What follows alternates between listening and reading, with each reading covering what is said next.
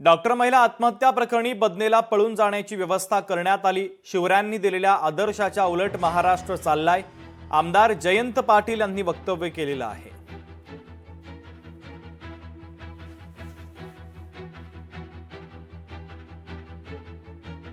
पोलीसच गुन्हेगारीत सहभाग व्हायला लागले तर मला वाटतं की कायदा व सुव्यवस्था कशी आहे हे याचं वेगळं वर्णन कोणी करू शकत नाही।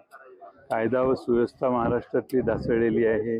पुढारी नेते पक्षाचे काही लोक वाचाळ पद्धतीनं बोलत असतात आणि त्यामुळे छत्रपती शिवाजी महाराजांची आठवण आज महाराष्ट्राला यासाठी होते की त्यांनी दिलेल्या आदर्शाच्या नेमकं विरोधी सध्या राज्य चाललंय आणि म्हणून कायदा व सुव्यवस्था ज्यांना टिकवता आली नाही, अतिशय अडचणीत अशा पद्धतीचा महाराष्ट्राचा हा काळ दिसतोय।